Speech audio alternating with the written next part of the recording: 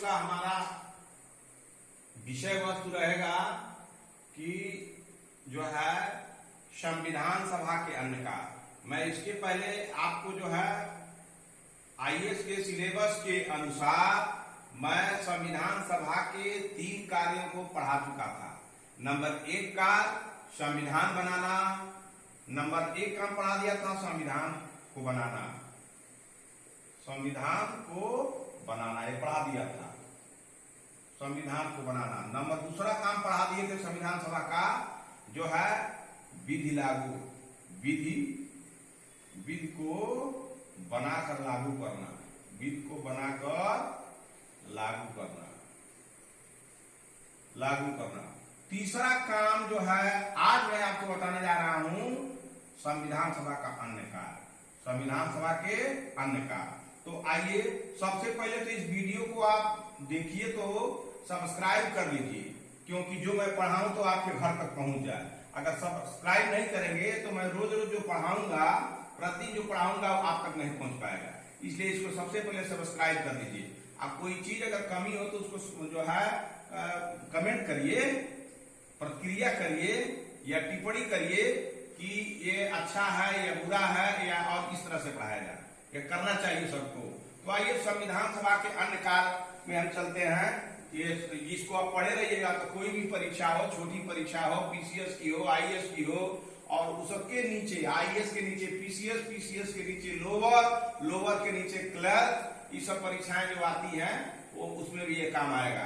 तो आइए आज हम चलते हैं 19/10/2021 को संकल्प आईएएस कोचिंग चैनल के तरफ से हम संविधान सभा के अन्य कार्य आपको बताते हैं। संविधान के निर्माण, संविधान सभा के अन्य कार्य में संविधान के निर्माण, संविधान के निर्माण, संविधान के निर्माण और आम कानूनों को, संविधान के निर्माण और आम कानूनों को, संविधान के निर्माण और आम कानूनों को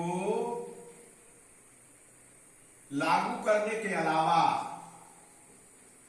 लागू करने के अलावा संविधान सभा ने निम्न कार्य भी किए। संविधान सभा ने निम्न काम किए, निम्न कार्य किए। देखिए तो ये जो मैं आपको बता रहा हूं, इसे जो मैं रोज वीडियो बनाता हूं उतना टाइम निकाल के हमको कोई बहुत फायदा नहीं है, अलग फायदा के पीछे दौड़ते हैं। यह नैतिक दायित्व है कि हर एक इंसान जो कुछ ऐसा काम करे जिसे समाज को लाभ, जिसे रूसों की शब्दावली में जनरल बिल कहा जाता है। तो आप भी आईएएस की तैयारी करने के लिए अपने को बोझ मत समझ के पढ़िएगा। आप भी इसलिए पढ़िएगा कि हम कलेक्टर बन जाएंगे, एसपी बन जाएंगे तो पैसा कमाने के लिए नहीं बनेंगे, हम समाज की सेवा करने के लिए बनेंगे। तो आप में भावना आएगी, आप ज्यादा से ज्यादा श्रम कर सकते हैं। अब जिस दिन समझ जाइएगा खूब पैसा कमाएंगे, बढ़िया गाड़ी पर घूमेंगे, तो कहियो आईएएस नहीं बनिएगा। तो इस सामान्य बिल के विचार पर, समान सिद्धांत के विचार पर, जनरल बिल के विचार पर आप पढ़िए, कहीं आपको टेंशन नहीं होगा। तो संविधान के निर्माण, तो संविधान सभा बनी थी, तो संविधान सभा के सामने 3 काम दिए गए। एक संविधान को बनाना था, दूसरा जो है आम कानूनों को लागू करना था, और तीसरा अन्य कार्य भी दिए गए। तो आइए तीसरा अन्य कार्य में क्या क्या संविधान सभा ने किया। इसने संविधान सभा ने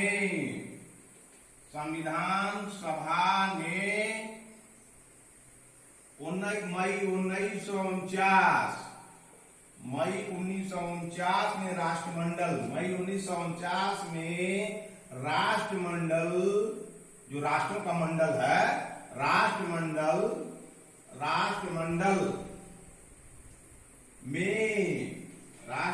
में भारत की सदस्यता, पहले भारत राष्ट्रमंडल देशों का सदस्य नहीं था, तो राष्ट्रमंडल की सदस्यता का वेरीफाई कर दिया, सदस्यता का सत्यापन कर दिया। ये संविधान सभा ने कितना बड़ा काम किया, राष्ट्रमंडल में भारत को सदस्यता दिला दिया, उसका सत्यापन कर दिया। दूसरा काम इसका था, किसने किसने संविधान सभा ने, स्पष्ट हो जाइए, संविधान सभा ने 22 जुलाई 1947 को संविधान सभा ने 22 जुलाई 1947 को राष्ट्रीय ध्वज को अपनाया, राष्ट्रीय ध्वज को अपनाया, राष्ट्रीय ध्वज को अपनाया, राष्ट्रीय ध्वज को अपनाया। पूछ देगा कि संविधान सभा ने किस तिथि को राष्ट्रीय ध्वज को अपनाया, तो किसी भी परीक्षा में पूछा जाता है, तो आप जरूर याद करिएगा 22 जुलाई 1947 को राष्ट्रीय ध्वज को संविधान सभा ने अपनाया था। तीसरा ये काम किया अन्य कार्य में, 24 जनवरी 1950 को, 24 जनवरी 1950 को राष्ट्रीय गान को अपनाया, राष्ट्रीय गान को अपनाया, राष्ट्रीय गान को अपनाया, राष्ट्रीय गान को अपनाया। और 24 जनवरी को राष्ट्रीय गीत को अपनाया। दोनों दो चीज है, राष्ट्रीय गीत को अपनाया, राष्ट्रीय गीत को अपनाया। तो ये संविधान सभा के जो अन्य कार्यों में है कि संविधान सभा ने 1949 में राष्ट्रमंडल में भारत की सदस्यता का सत्यापन कर दिया। दूसरा, संविधान सभा ने 22 जुलाई 1947 को राष्ट्रीय ध्वज को अपनाया। यह किसी भी परीक्षा में पूछा जाता है, अब पूछा गया 1990 में भी पूछा गया यूपीपीसीएस में, 93 में भी पूछा गया 19 पीसीएस में, और 24 जनवरी 1950 को राष्ट्रीय गान को अपनाया गया। 24 जनवरी जो है 1950 को राष्ट्रीय गीत को भी अपनाया गया, या 1950 होगा, मतलब 24 जनवरी, यही दोनों तिथियों को राष्ट्रीय गान और राष्ट्रीय गीत को अपनाया गया। अब आइए, किसने संविधान सभा ने, किसने संविधान सभा ने, हमेशा याद रखिएगा, अभी संविधान सभा ही हम पढ़ा रहे हैं आपको राज्य व्यवस्था के अंतर्गत। तो इसने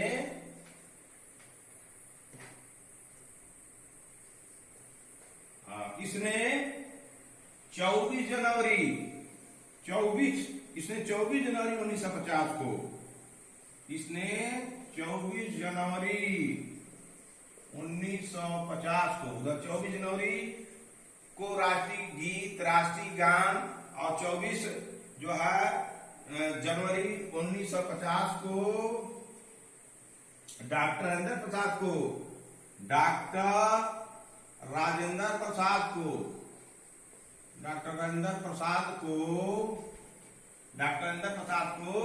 प्रथम राष्ट्रपति के रूप में चुना, डॉक्टर राजेंद्र प्रसाद को प्रथम राष्ट्रपति के रूप में चुना, प्रथम राष्ट्रपति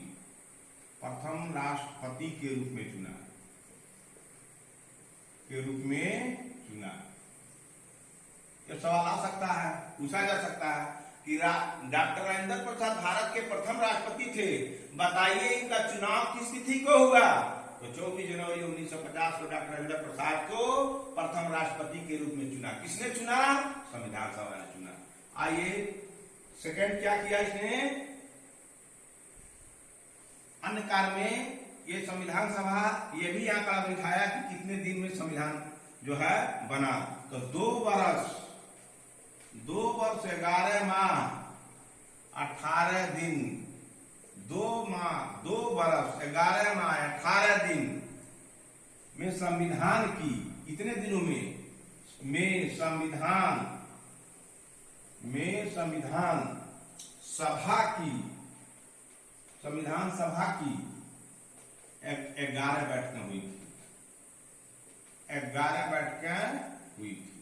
ये सवाल यहाँ तो है ही आसान है कि 2 वर्ष 11 में 18 दिन, लेकिन कितनी बैठक हुई यह बहुत इंपॉर्टेंट है। 11 बैठकें हुई थी, 11 बैठक, यानी 2 वर्ष 11 में 18 दिन में कुल संविधान सभा की 11 बैठकें हुई थी। संविधान सभाओं ने लगभग 60 देशों से संविधान सभा ने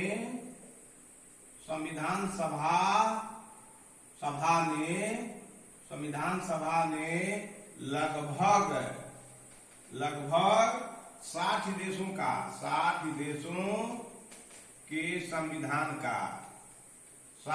के संविधान का अध्ययन भी किया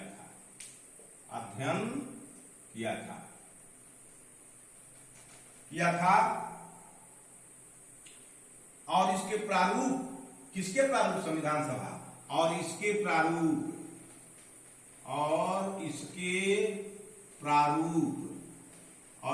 प्रारूप पर 114 दिन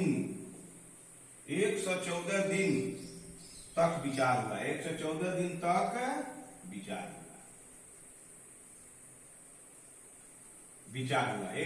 दिन तक विचार हुआ। संविधान के निर्माण पर कुल 64 लाख रुपए खर्च हुए। संविधान के निर्माण पर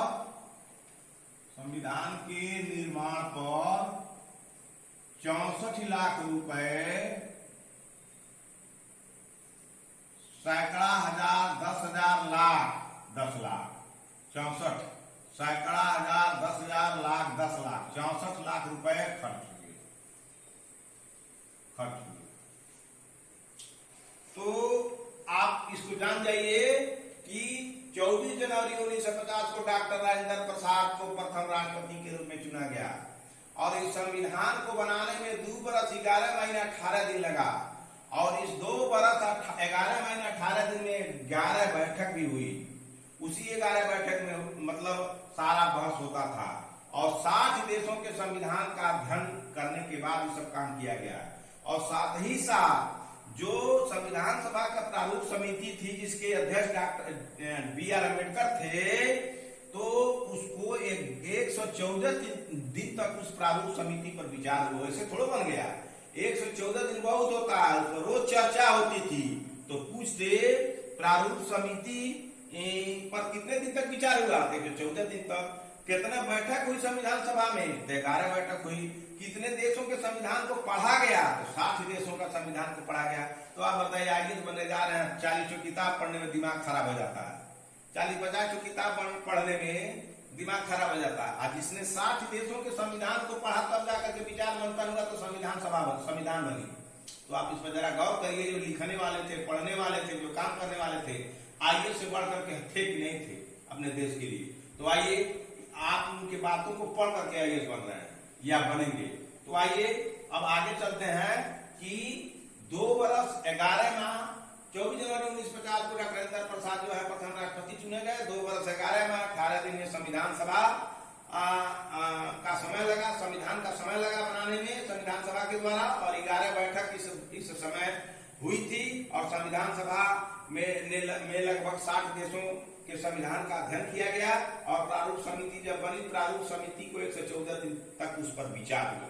अब आइए नेक्स्ट क्या हुआ निकार में, आइए अगला कड़ी क्या है, लेकिन इसको आप पढ़िए जरूर, लिखिए जरूर, याद करिए जरूर। यह कोई ऐसा चीज नहीं है कि कोई विटामिन की गोली खा लीजिएगा तो आपको याद रहेगा, इसमें प्रयास करना होगा।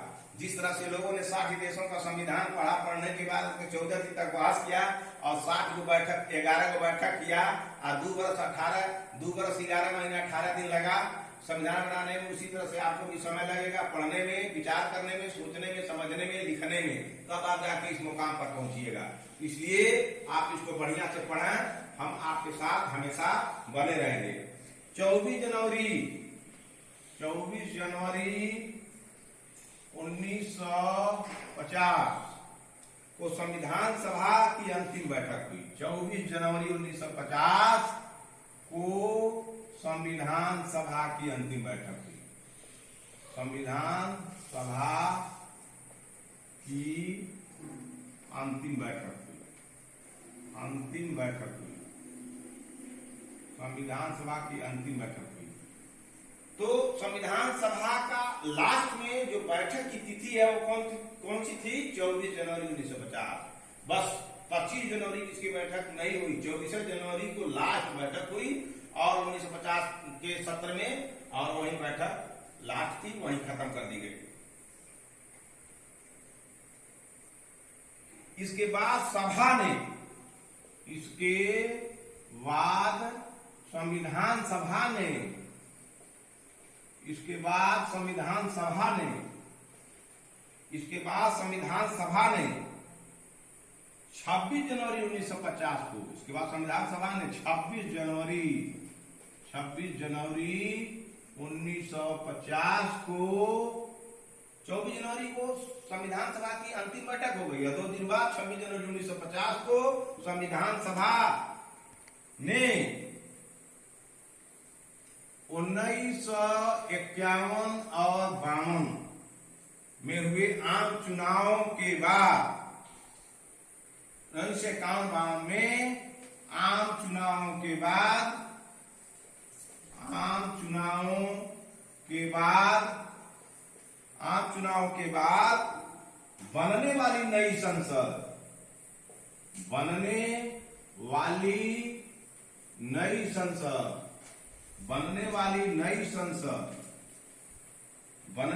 नई संसद के निर्माण तक, बनने वाली नई संसद के निर्माण तक भारत की अंतरिम संसद के रूप में कार्य किया। भारत के अंतरिम संसद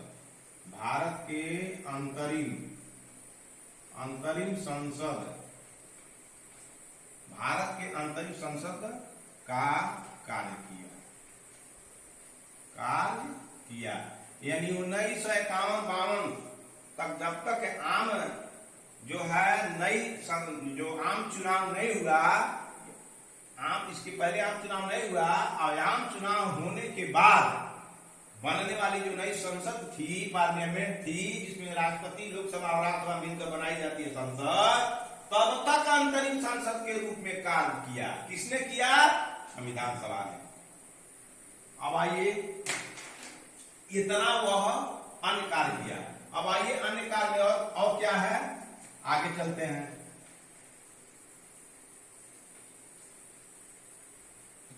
आगे है आपको पढ़ना इसमें कि संविधान सभा की समितियां, संविधान सभा की समितियां,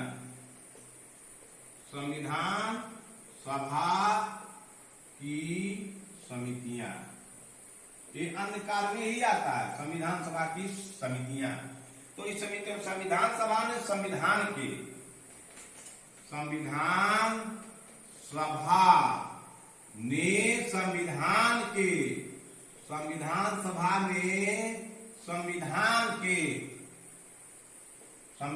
के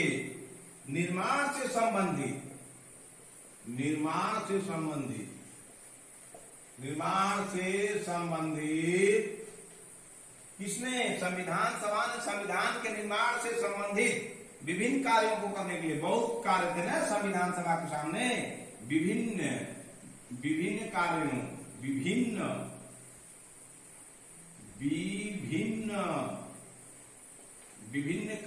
को करने के लिए,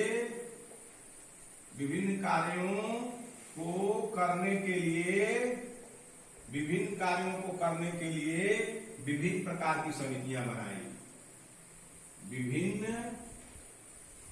प्रकार की समितियां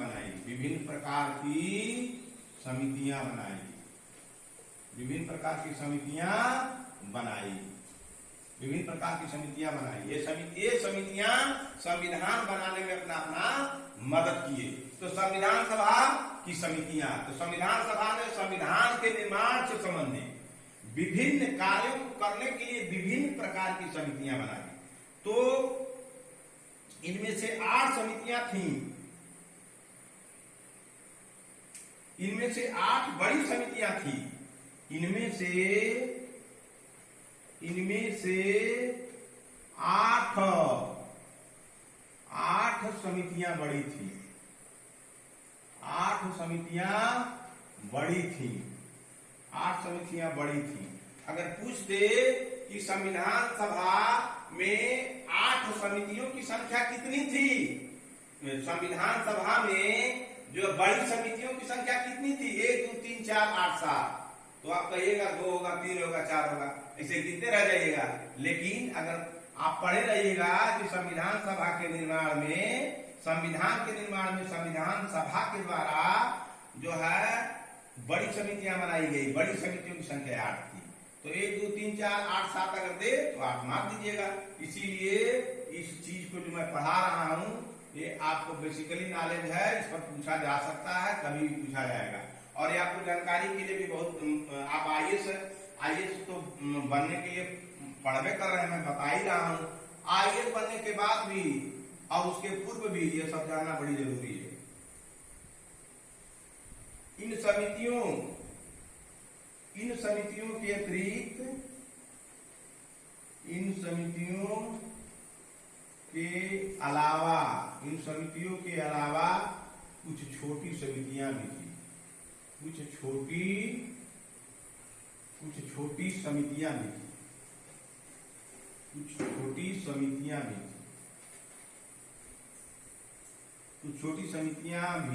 थीं। इन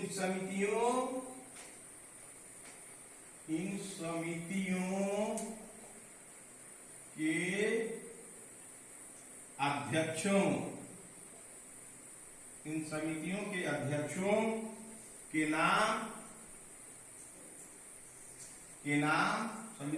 अध्यक्षों के नाम निम्न है।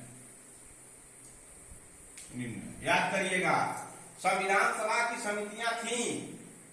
तो संविधान सभा ने संविधान के निर्माण से संबंधित विभिन्न प्रकार की समितियां बनाई, और वह समितियां संविधान के निर्माण में सहयोग करती थीं।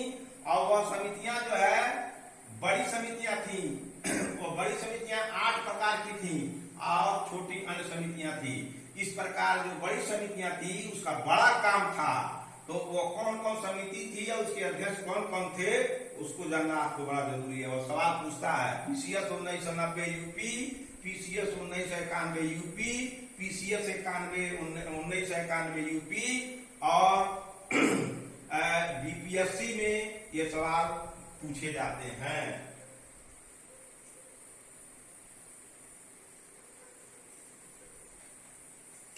तो अब 8 बड़ी समितियां कौन थी?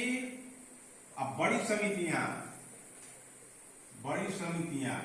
याद करिएगा, बड़ी समितियां 8 थी। नंबर 1 संघ शक्ति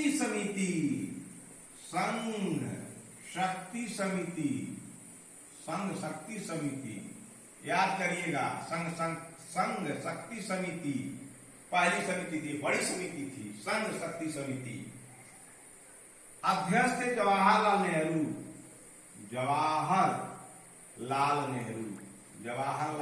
थे। याद करिएगा, संघ शक्ति समिति के अध्यक्ष कौन थे? जवाहरलाल नेहरू। संघीय संविधान एक समिति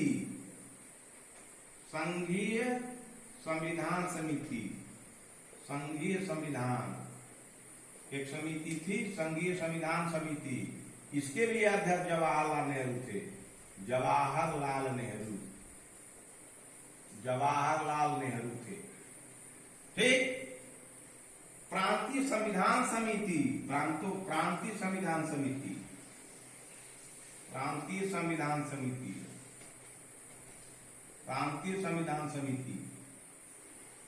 सरदार पटेल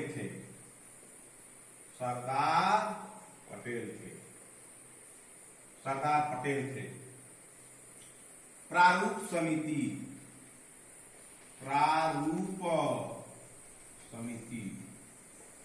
समिति डॉक्टर बी आर अम्बेडकर थे।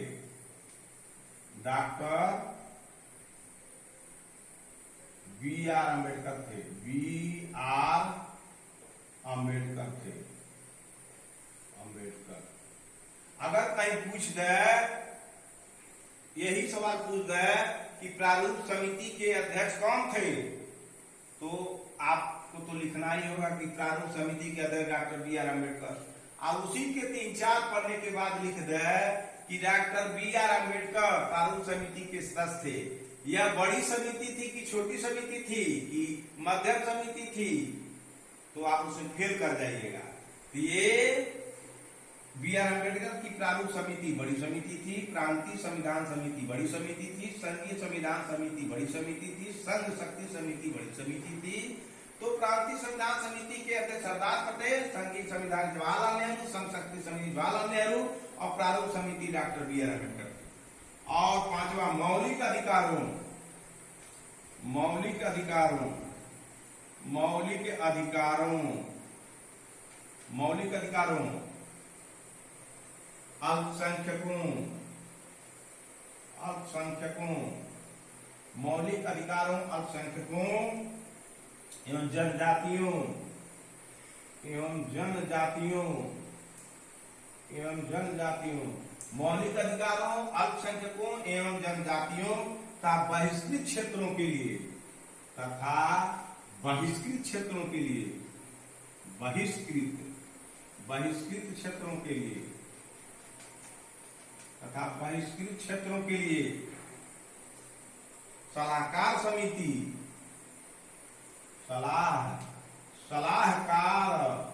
सलाहकार समिति, परामर्शदाता समिति जिसे कहते हैं, परामर्शदाता,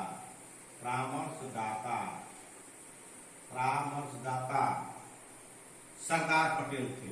कौन थे? सरदार पटेल थे।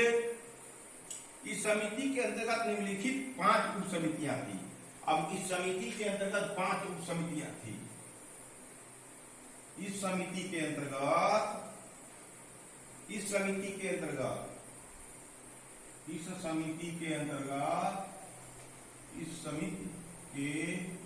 अंतर्गत पांच उप समितियां थी। इस समिति के अंतर्गत उप समितियां थी, यानी मौलिक अधिकारों से संबंधित, अल्पसंख्यकों से संबंधित, जनजातियों से संबंधित और बहिष्कृत क्षेत्र, जो भारत में जिस क्षेत्र को बहुत बुरी नजर से देखा जाता था, उसके लिए सलाहकार समिति बनी थी। उसके अध्यक्ष सरदार पटेल थे। और इस समिति, 5वीं समिति, बड़ी समिति के अंतर्गत 5 उप समितियां थी। तो आइए कौन कौन 5 उप समितियां थी? कौन कौन 5 उप समितियां थी?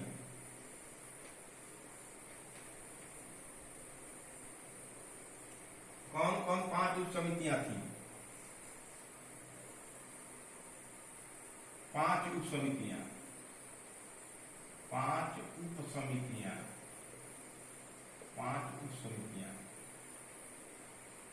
5 उप समितियां, 5 उप समितियां।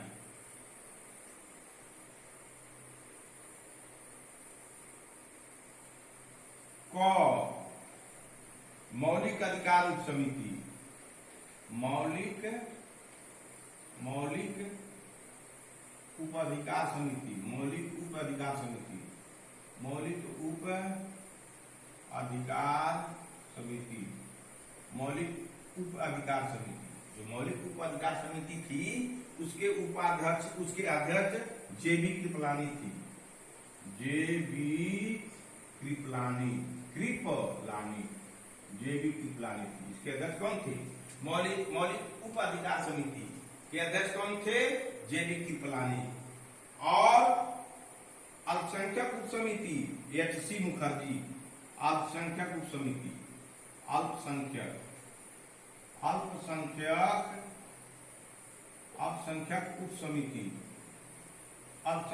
उप समिति, इसके अध्यक्ष कौन थे? एच.सी. मुखर्जी।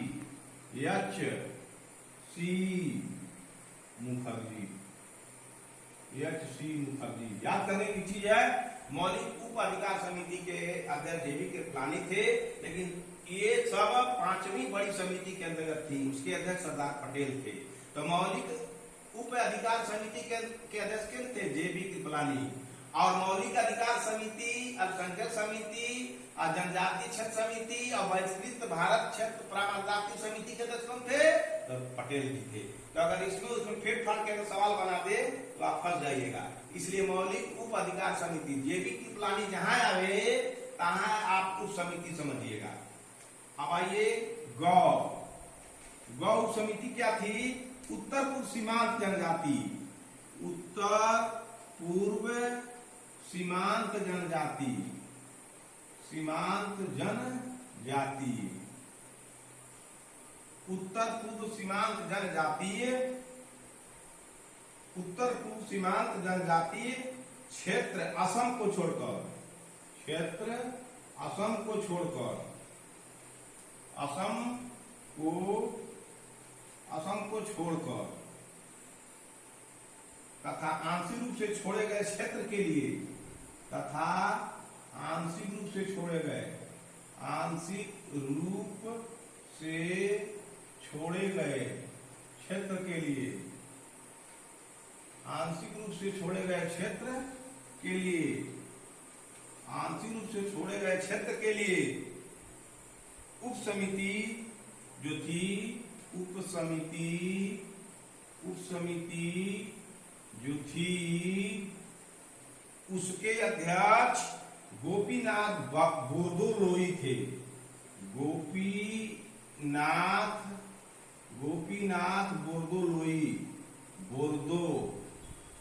बोरदोलोई थे, यही थे। उत्तर पूर्व सीमांत जनजाति, इधर उत्तर और पूरब का हिस्सा जो है वो जनजाति क्षेत्र है, और असम को पूरा छोड़ दिया गया तथा आंशिक रूप से जो क्षेत्र छोड़े गए थे उनके लिए उप समिति थी। उसके अध्यक्ष कौन थे? गोपीनाथ बोरदोलोई थे। गोपीनाथ